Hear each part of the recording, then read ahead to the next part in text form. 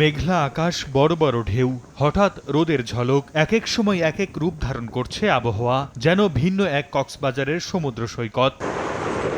ঈদুল আজহার টানা ছুটি, কক্সবাজার সমুদ্র সৈকতে এবার পর্যটক কিছুটা কম। কেউ কেউ জেটস্কিতে চড়ছেন, আবার কেউ বালিয়াড়িতে ছবি তুলছেন কিংবা বালু নিয়ে খেলা করছেন। পর্যটকদের পদচারণায় মুখর হয়ে ওঠে সমুদ্র সৈকত কুয়াকাটাও। সমুদ্র তটে আছড়ে পড়া ছোট বড় ঢেউয়ের সঙ্গে জলকেলিতে মাতেন দর্শনার্থীরা।